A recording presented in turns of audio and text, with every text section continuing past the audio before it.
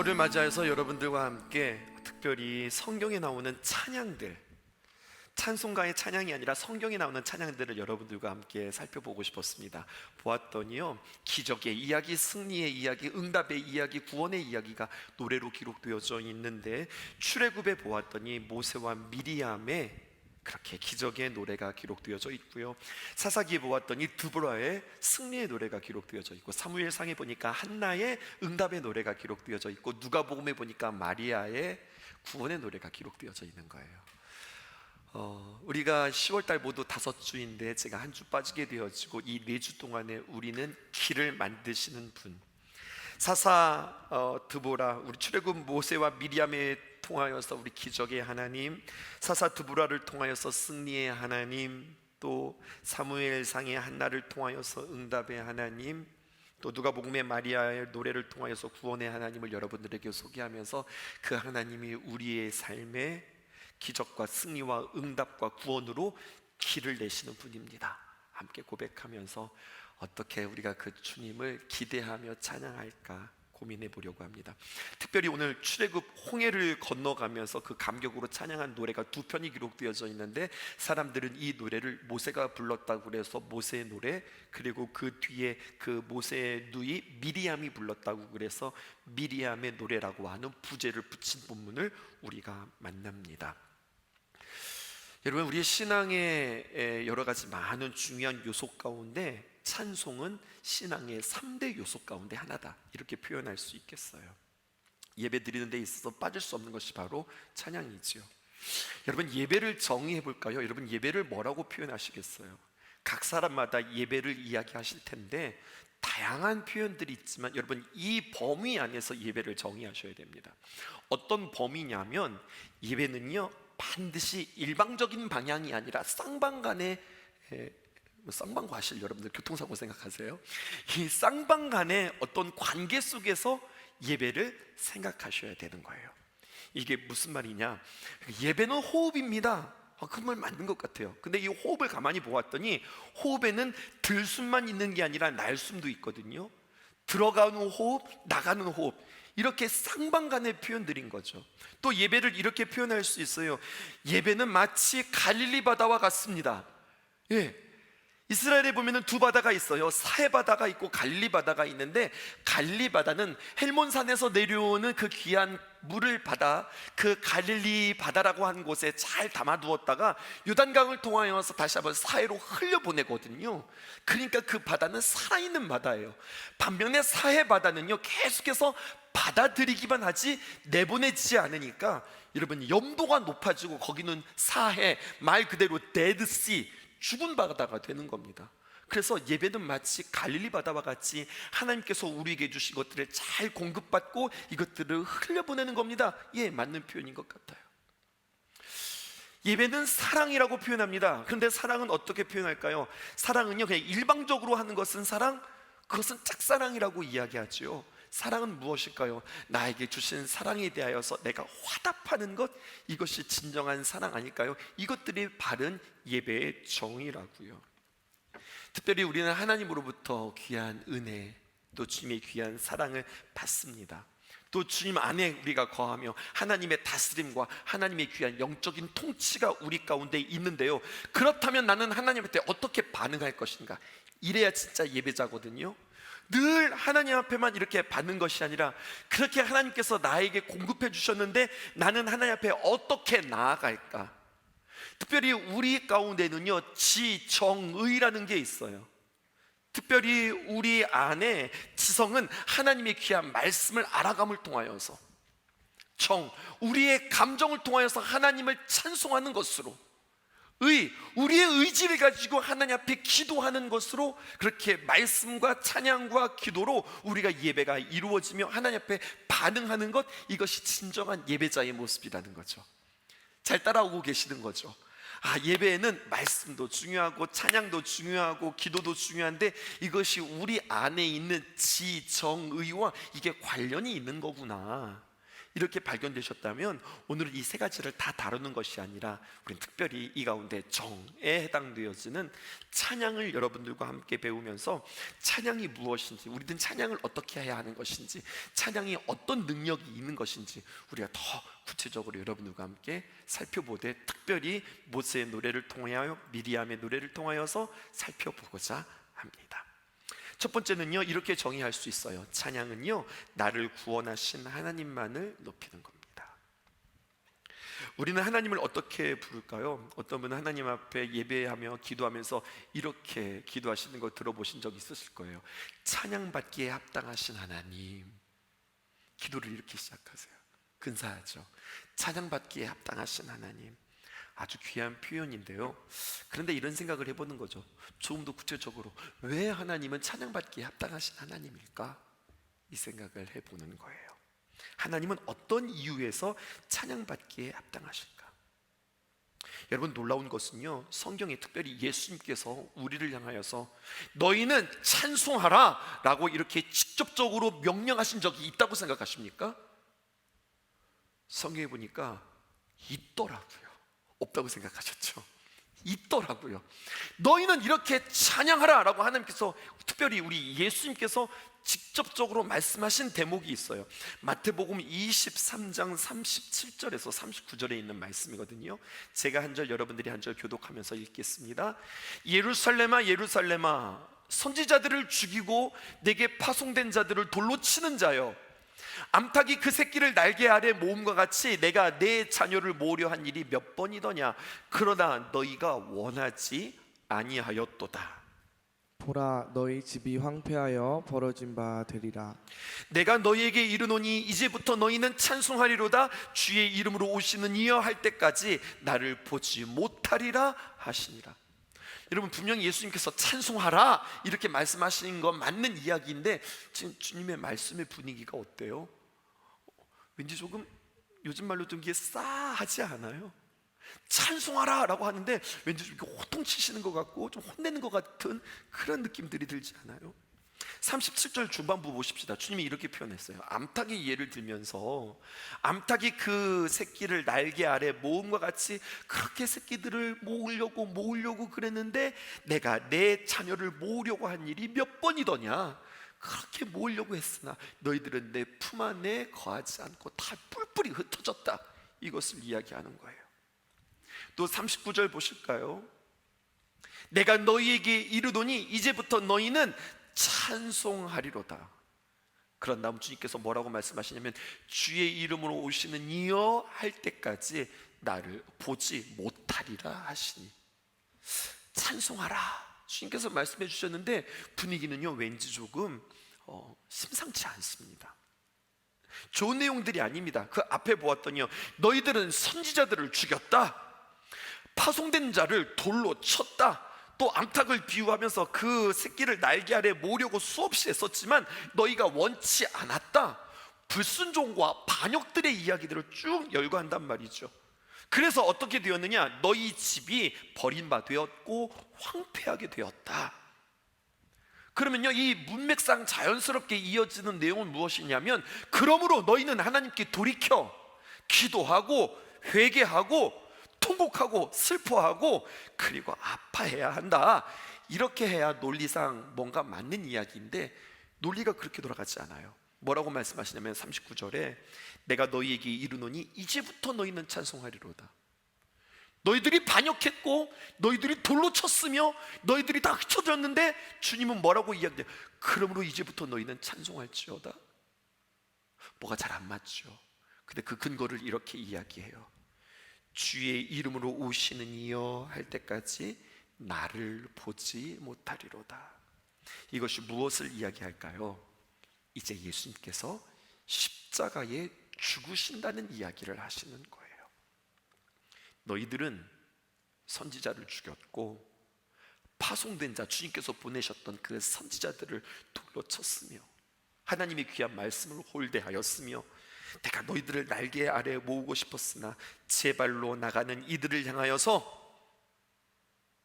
벌을 내리고 심판을 내리고 그들로 하여금 징계하는 것이 아니라 그들을 위하여 십자가에서 죽으심으로 말미암아 도무지 사랑할 만한 대상이 아님에도 불구하고 나는 사랑할 것이며 너희는 이제까지 이런 사랑을 보지도 못한 큰 사랑, 깊은 사랑, 진실한 사랑, 끊임없는 사랑을 나는 너희들에게 베풀 것이라. 그리고 이것이 우리가 하나님을 찬송하는 이유가 된다는 것입니다. 그러므로 하나님의 찬송, 하나님을 찬송하는 그 근거는 어디에 있는가? 오늘 보았더니 우리를 그럼에도 불구하고 구원하시는 그 하나님이 우리에게 찬송의 이유가 되어진다는 겁니다. 그러니까 이것을 한마디로 말하면 예상치 못한 반전의 이야기, 하나님의 귀한 은혜로 인하여서 우리는 주님을 찬송할 수밖에 없다는 이야기입니다.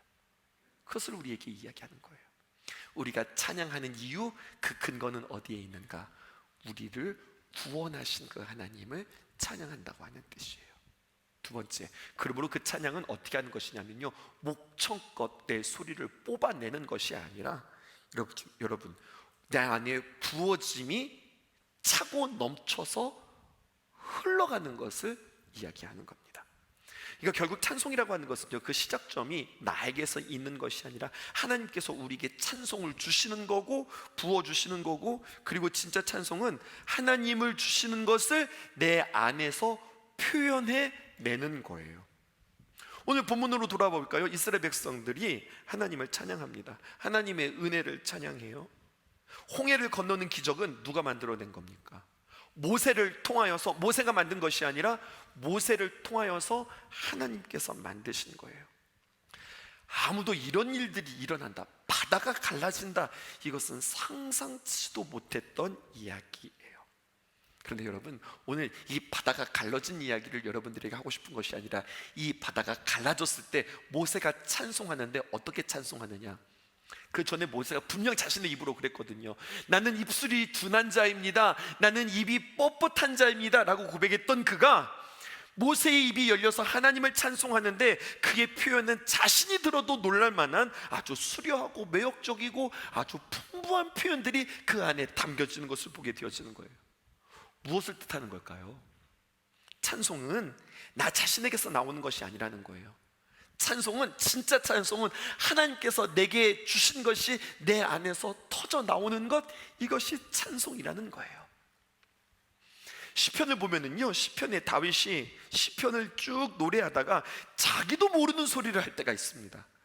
시편을 자기가 지금 노래하고 기록하고 있는데 자기도 모르는 소리를 할 때가 있다니까요. 읽어보면 갑자기 이 대목에서 뜬금없는 내용들이 튀어나올 때가 있습니다. 문맥에서 보면 당황스러울 때가 있어요.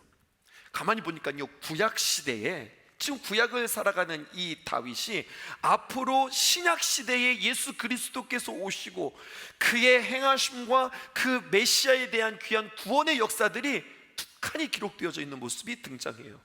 시편을 보면 종종 이런 내용들이 있습니다. 여러분, 찬송이라는 게 무엇인지 이것이 설명하고 있어요.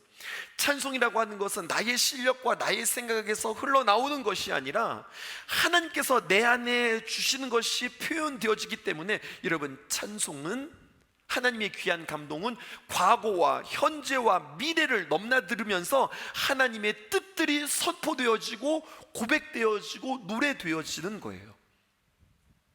오늘 모세 노래도 같은 맥락입니다. 꽤 모세 노래가 쭉 길어요. 그런데 이것이 두 부분으로 나뉘어질 수 있어요. 모세 노래가 출애굽기 15장 1절부터 시작해서 12절까지는 직전에 있었던 홍해를 통하여서 하나님께서 일하신 이야기들이 쭉 기록되어져 있어요. 그 이야기들은 우리가 아는 내용이고, 내용이 기니까 그 부분은 뛰어납시다. 그런데 갑자기 13절부터 시작하여서요, 모세가 노래하는데 지금은 일어난 일이 아니라 앞으로 일어날 일들에 대해서 하나님의 귀한 감동을 가지고 노래하는 이야기가 모세의 노래 가운데 기록되어져 있어요. 우리는 그 부분을 주목하려고 합니다. 13절부터 15절까지 볼게요. 주의 인자하심으로 주께서 구속하신 백성을 인도하시되 주의 힘으로 그들을 주의 거룩한 처소에 들어가게 하시나이다. 지금 이스라엘 백성들이 광야를 들어가기도 전입니다. 홍해를 건너가는 중에 아직 그들에게는요, 장막도 있지 않아요. 근데 그는 뭐라고 이야기하는가?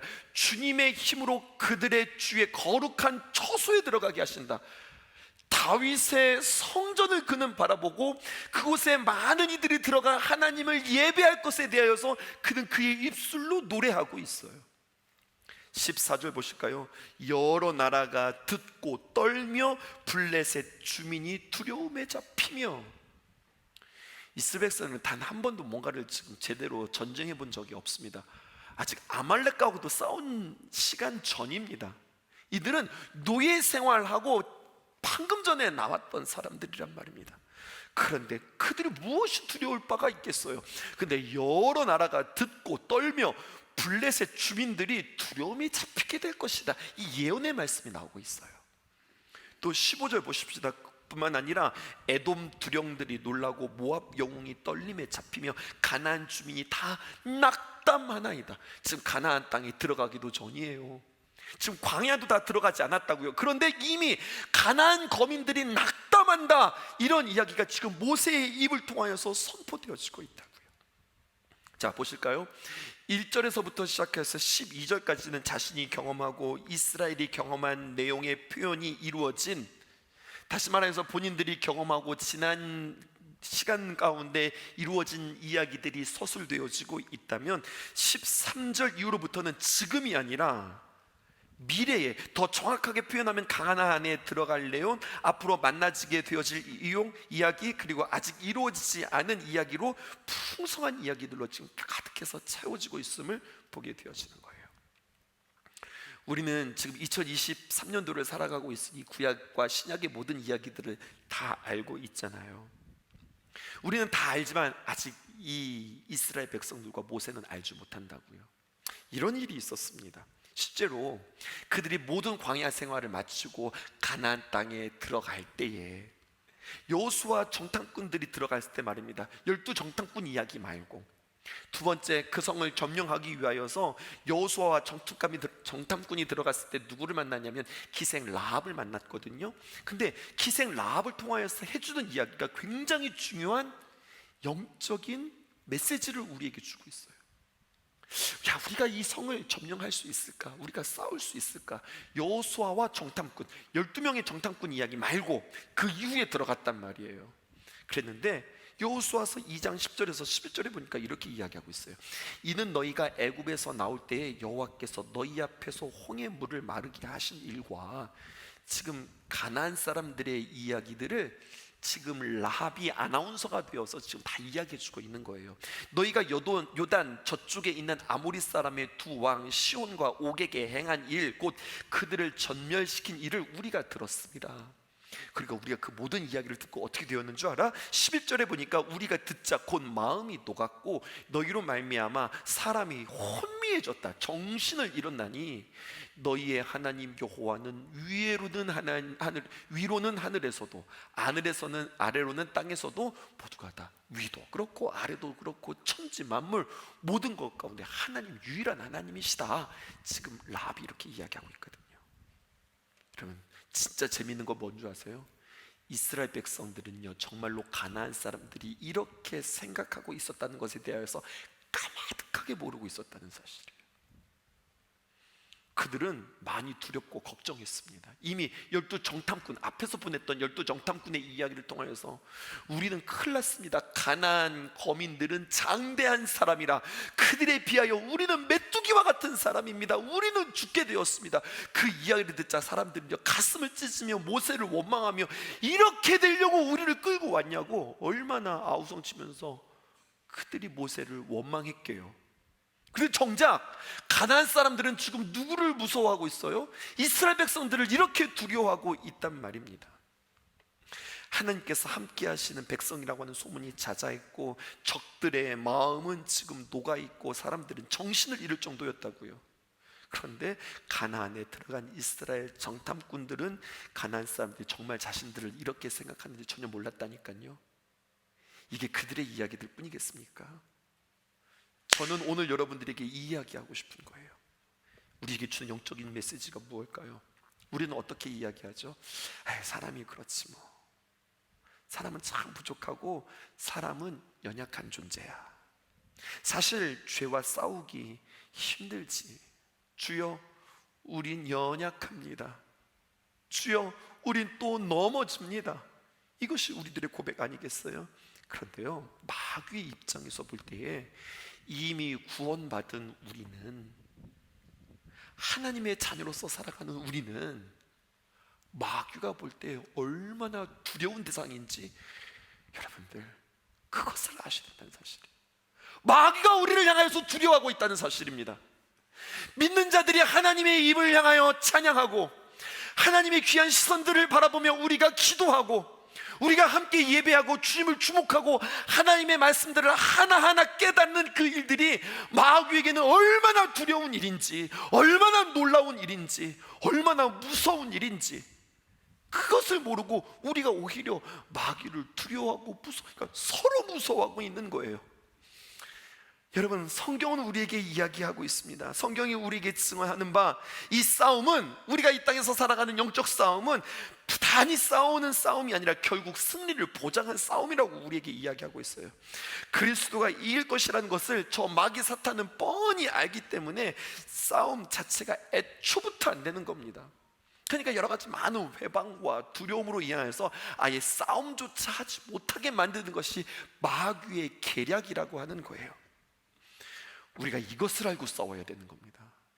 이것을 알고 우리에게는 정말로 하나님 앞에 나아가 예배하고 찬양하고 기도하고 하나님의 귀한 말씀을 듣는 우리들의 마음 가운데 이런 파이팅이 있어야 되는 거예요. 하나님의 사람들을 악한 마귀 사단은 두려워하며 떨고 있다. 그러니까 방해하고, 그러니까 하나님 앞에 나아가지 못하게 하고, 그러니까 우리를 흔드는 겁니다. 이렇듯 여러분, 미래에 대한 사건들을 하나님이 주시는 귀한 감동으로 노래하는 것, 내가 누구인가, 이런 나를 하나님께서 구원하시고, 이런 나를 하나님께서 세우시고, 이런 나를 통해서 하나님께서 일하신다, 이것들을 기억할 때에 내가 나의 생각이 아니라 하나님의 귀한 생각들이 부어지자 나는 목청껏 내 목청을 뽑아서 노래하는 것이 아니라 그 하나님을 생각할 때 감격이 터져나오고, 그리고 우리가 고백할 수 없는 그 이상의 고백들이 우리 안에 있다고 하는 사실입니다. 마지막, 이것이 가장 중요하죠. 찬양은요, 지금 눈앞에 일어나는 일을 노래하는 것이 아니라 하나님의 행하실 일을 노래하는 겁니다. 이 말씀을 꼭 여러분의 마음 가운데 새기고 돌아가셨으면 좋겠습니다. 17절에 있는 말씀이에요. 이렇게 기록되어 있습니다. 주께서 백성들을 인도하사 그들을 주의 기업의 산에 심으리이다. 여호와여, 이는 주의 처소로 삼으시려고 예비하신 것이라. 주여, 이것이 주의 손으로 세우신 성소로소이다. 여호와께서 영원 무궁하도록 다스리도다 하였더라. 모세의 노래의 가장 하이라이트고 하나님의 귀한 영감에 따라서 그가 지금 부르고 있는 노래인데요, 여러분, 주의 처소, 하나님의 성전이 세워지는, 다윗을 통해서 솔로몬의 성전이 세워진 것을 보게 되고 거기에서 예배가 시작되어지고, 그리고 그 많은 가운데에서 예배가 세워질 뿐만 아니라 하나님을 찬양하는 모습들이 그 입 가운데에서 선포되어집니다. 근데 이걸로 끝나지 않는 거예요. 다시 한번 하나님의 처소가 무엇인지 다시 한번 재해석하고 있는데, 그 건물로서의 하나님의 처소가 아니라 하나님의 귀한 성령이 우리에게 임하자 처소는 무엇이 되느냐? 각 사람 한 사람 한 사람이 하나님이 거하시는 귀한 처소가 되어지는 역사를 이루신다는 거예요. 그리고 그 처소, 그 교회는 귀한 이들이 함께 모여서 아름다운 공동체, 귀한 교회를 이루게 되어지고, 그 교회를 통해서 하나님께서 일하시며 하나님의 놀라운 역사는 그렇게 주의 귀한 교회를 통해서 통치되어지며, 마지막 때에 주님께서 부르셔서 하나님 나라에서 영원 무궁하도록 그 찬양과 그 예배가 진행되어질 성령의 시대와 교회의 시대와, 그리고 우리 모두가 다 하나님 앞에 구원받는 마지막 시대까지 모세는 지금 노래하고 있는 겁니다. 그러므로 모세는요, 다시 한번 우리를 구원하신 하나님을 노래하면서 백성들이여, 지금 우리에게 일어난 일들은 그냥 한 부분일 뿐 아니라 하나님께서 과거에도 역사하셨고 지금도 역사하시며 앞으로도 일어나실 주님의 놀라운 귀한 구원의 계획 가운데 한 부분이라고 하는 사실을 우리가 기억하며 우리가 주님 앞에 찬양해야 할 것입니다. 이렇게 노래하고 있는 거예요. 그리고 오늘 19절이 등장합니다. 모세의 노래가 18절까지 끝났다면요, 19절에 바로의 말과 병거와 마병이 함께 바다에 들어가매 여호와께서 바닷물을 그들 위에 되돌려 흐르게 하셨으나 이스라엘 자손은 바다 가운데서 마른 땅으로 지나간지라. 또다시 한번 노래가 끝나고 서술이 진행되었습니다. 우리는 한번 생각해 볼 필요가 있어요. 모세가 하나님의 부어주는 감동으로 찬송할 때에 과거와 현재와 미래를 넘나 들으면서 그리고 찬양과 감격이 그 안에 부어지고 그렇게 노래하고 있는데, 그리고서 이제 20절에 미리암의 노래가 시작되어지거든요. 20절은 미리암이 하나님을 어떻게 노래했는지 그 노래의 모습을 묘사하고 있고, 21절에 미리암의 노래를 간단하게 소개하고 있는데, 근데 여러분 가만히 보면 모세의 노래와 미리암의 노래가 극명하게 대조되어지고 있다고 하는 사실을 우리는 발견하셔야 됩니다. 많은 주경가들은 어떻게 이것을 해석하냐면, 홍해 사건을 통하여서 그들이 감격하며 모세도 찬양하였고 미리암도 찬양하였다 이렇게 이야기하지만, 성경을 가만히 보면 오늘 성경은 우리에게 모세의 노래와 미리암의 노래를 비교하면서 진정한 찬양이 무엇인가를 우리에게 이야기해 주고 있는 거예요. 이걸 발견하셔야 됩니다. 여러분 발견하실 수 있겠습니까? 모세의 노래와 미리암의 노래의 차이점을 여러분이 발견하시겠어요? 이것이 발견되어질 때 우리는 주님 앞에 진짜 찬양할 수 있어요. 무슨 차이가 있을까요? 먼저 이런 차이가 있습니다. 무슨 차이가 있냐면, 모세의 노래는 길고 미리암의 노래는 그냥 딱 한 절로 기록되어져 있습니다. 길고 짧은 거, 요 차이일까? 아니요. 찬양에 있어 가장 중요한 핵심 가치가 여기에 담겨져 있습니다. 미리암의 노래에서는요, 시간을 초월하여서 어떤 하나님의 영의 감동, 어떤 영적인 능력, 어떤 영적인 노래가 그 가운데에서 표현되어지거나 나타나지 않는다는 사실이에요. 다시 한번 보실까요? 19절 요 이야기부터 보실게요. 당시 상황을 이렇게 서술합니다. 바로의 말과 병거와 마병이 함께 바다에 들어가매 여호와께서 바닷물을 그 위에 되돌려 흐르게 하셨으나, 이렇게 표현하고 있죠. 내용을 정리하면 이런 겁니다. 애굽 군대가 지금 바다에 들어가 이스라엘 백성들을 뒤쫓고 있는데, 같은 홍해 바다 안에서 지금 각각의 일들이 벌어지고 있는 거예요. 어떻게 벌어지고 있느냐? 이쪽과 저쪽이 각각 다른 일들이 일어나고 있는 겁니다. 자, 이 설명 들으시고서 본문 다시 한번 볼게요. 다시 한번 띄워주시지요. 바로의 말과 병거와 마병이 함께 바다의 뒤에서 뛰어 들어갔습니다. 그런데 어떻게 하셨느냐? 여호와께서 바닷물을 그들 위에 되돌려 흐르게 하시는 겁니다. 한편 홍해 저쪽에서 일어나는 일, 애굽에서 일어나는 일이, 이런 일이 있었습니다. 그러나 한편 이쪽에서는 어떤 일이 일어나는가? 홍해 저쪽에서는 지금 애굽 군사들이 막 들어오면서 오히려 그들이 물을 덮치고 있을 때, 홍해 이쪽에서는 이스라엘 자손은 바다 가운데 마른 땅을 지나가고 있었다. 한 현장에 대해서 이쪽에서는 이런 일이 일어났었다, 그러나 저쪽에서는 이런 일이 일어났었다. 이 이야기를 서술하고 있는 거예요. 이러한 극적인 상황이 펼쳐지는 겁니다. 그러면 여러분, 우리가 한번 생각해 보셔야 될 게 있어요. 처음부터 차곡차곡 한번 생각해 보면서 이스라엘 백성들의 감정과 찬양을 제가 이야기해 볼게요.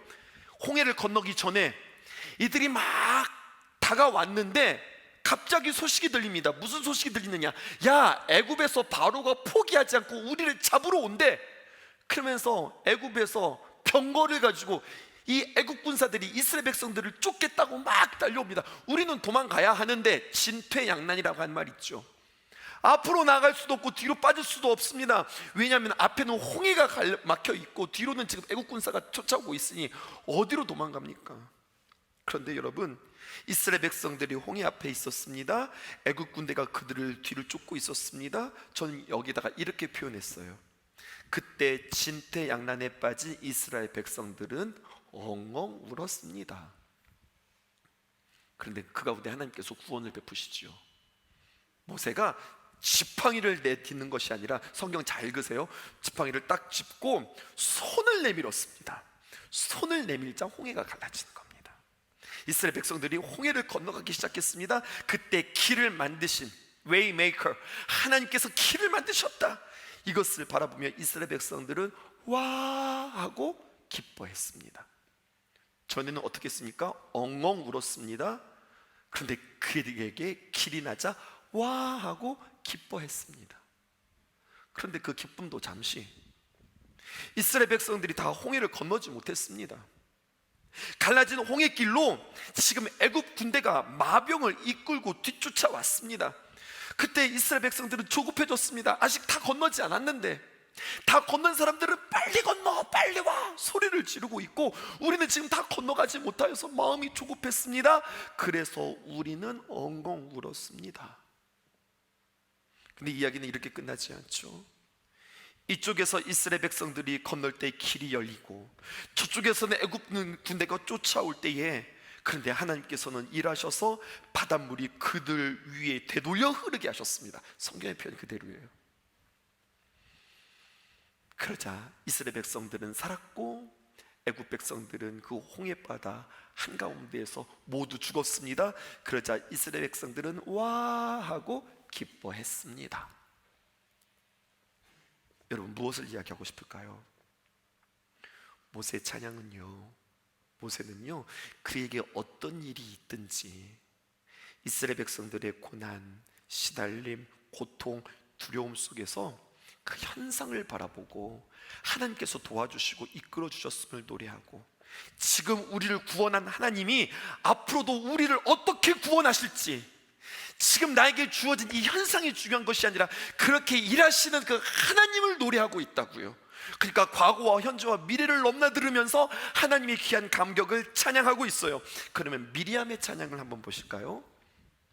미리암의 찬양, 그것을 우리가 홀대하려고 하진 않습니다. 격하려고 하는 것은 아닙니다. 근데 우리가 이 정도의 수준의 찬양에서 멈출 수 있다는 거예요. 어떤 수준이냐? 자신의 눈으로 본 현상에 대하여서 지금 나에게 주어진 것들로 그냥 그 시선이 머물러 있고, 나에게 이런 것이 생겼어, 우와, 하나님께서 길을 열어주셨어, 우와 하면서 이것만 찬양한다는 이야기예요. 오늘 미리암이 찬양한 이유는 무엇일까요? 이거 아닐까요? 죽을 뻔했는데 우리가 살아났어. 그래서 우리는 하나님을 찬양해. 나중에 민수기를 보게 되어지면은요, 이렇게 다 홍해를 건너가고 민수기를 보게 되어지면 미리암의 최후가 아쉽게 끝나요. 이렇게 찬양했던 참 아름다운 여인이 말이에요, 모세를 비방하다가 문둥병에 걸려서 죽게 되어져요. 그렇게 하나님의 귀한 구원의 역사를 보았는데, 하나님의 귀한 역사를 봤는데, 그렇게 그 모세를 그의 눈이 어두워져서 비방하다가 그렇게 아름다웠던 찬양 인도자가 죽게 되어지더라고요. 우리의 모습을 한번 돌아볼까요? 우리의 모습을 돌아보면서 진정한 찬양, 여기는 깊이가 있구나. 우리의 찬양의 이유는 어쩌면 그냥 당장 우리에게 눈에 보이는 그 현재만 바라보고서, 와, 하나님 우리에게 이렇게 일하셨다, 우리가 이렇게 찬양하는 것인가.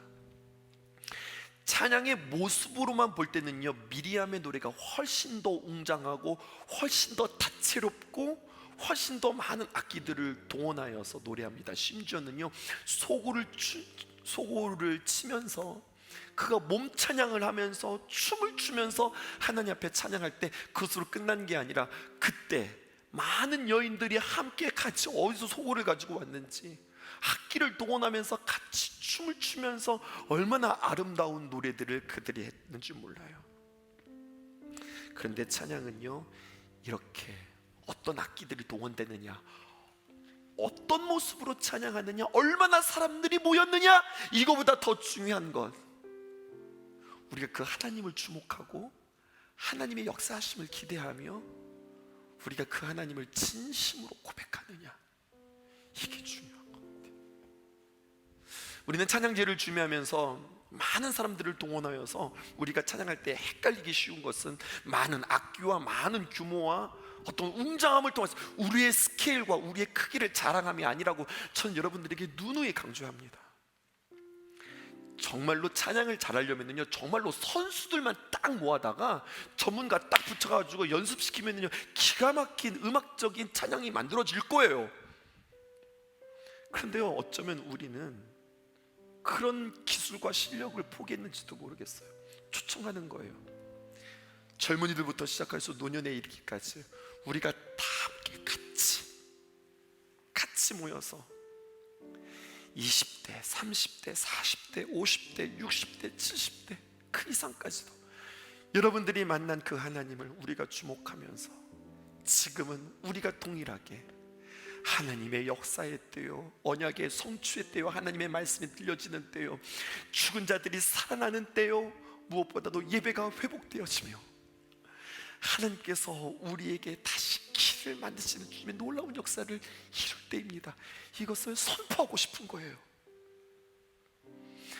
여리고성에 이스라엘 백성들이 모여서 와! 하고 한 목소리로 외칠 때 그 여리고가 와르르 무너졌던 것처럼 우리가 이제껏 해왔던 폐해와 잘못된 관습과 잘못된 정치와 고정관념과 헛된 것들이 우리가 함성을 통하여, 찬양을 통하여, 진정한 고백을 통하여서 새롭게 개혁되어지기를 원하는 마음들이 제 안에 있어요. 뭐 이렇게 한다고 될까? 여러분, 된다고 저는 믿는 거예요. 하나님께서 우리의 기도를, 우리의 하나님께서 우리의 찬양을, 우리의 고백을 들으시고 하나님께서 일하신다고 믿는 거예요. 얼마 짧은 시간이었지만 이미 하나님께서 우리 교회에게 부어주셨던 그 하나님의 귀한 풍성함이 우리 얼마나 좋아요, 우리 얼마나 행복해요, 얼마나 부흥하고 있어요. 이것으로 그치는 것이 아니라 우리를 통해서 그렇게 하나님께서 역사하신다면 그렇게 주님 앞에 쓰임받고 싶습니다. 이 고백이 있는 거예요. 그러므로 찬양하시되 열심히 연습하시고 열심히 준비하실 뿐만 아니라 그 가사 하나하나 붙잡고 여러분들 기도하실 수 있기를 주님의 이름으로 축복합니다. 믿음으로 선포할 수 있기를 원합니다. 그리고 이 일에 함께 동참해 주시기를 바랍니다. 많이들 모였으니까 난 이번에 좀 빠질까? 이게 아니라 당신이 필요합니다. 그 일에 함께 동참해 주셨으면 좋겠습니다. 그렇게 귀한 일들을 이루시는 저와 여러분들 되었으면 좋겠습니다.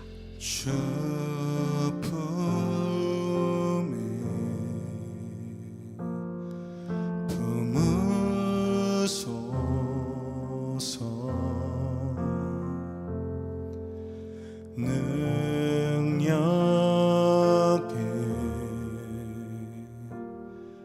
발로 덮으소서. 거친 파도가 향해 와도 주와 함께 날아오르리. 폭풍 가운데 나의 영혼 잠잠하게 주를 보리라.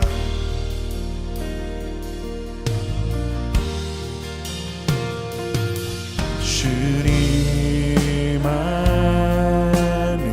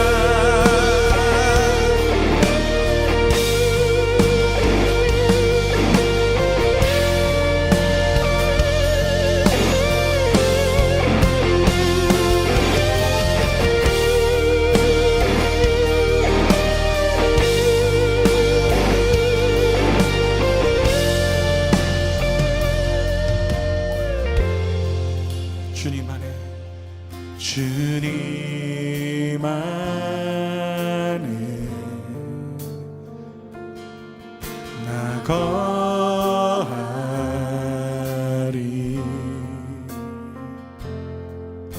주는요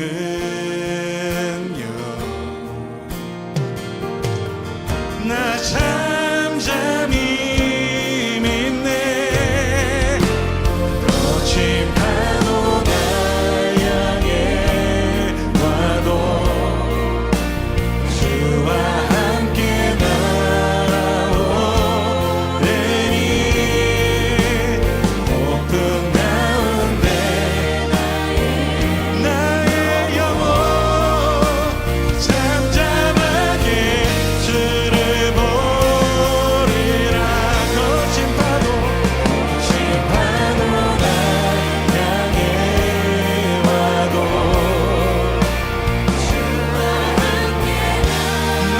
날아오르니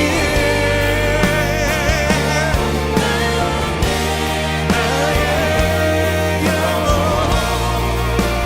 잠잠하게 주를 보리라.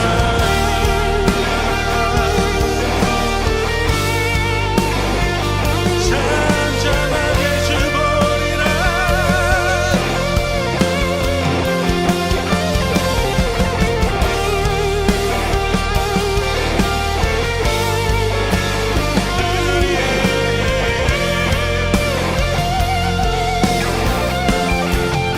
나의 영혼 주 바라보지라. 나의 상급 나의 구원 되시네.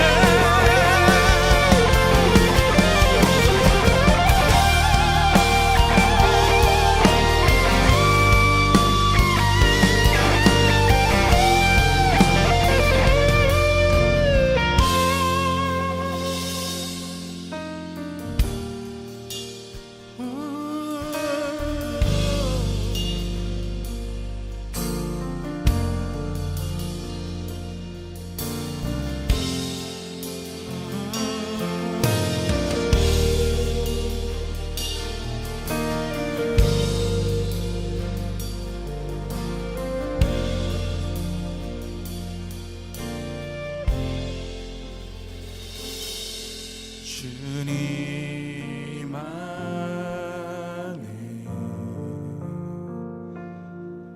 나 거하리.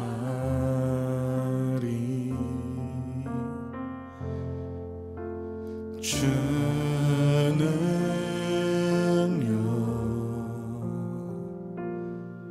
나 잠잠히 믿네. 거친 파도 나 향해 와도 주와 함께 날아오르리. 폭풍 가운데 나의 영혼 잠잠하게 주를 보리. 폭풍 가운데 나의 영혼 잠잠하게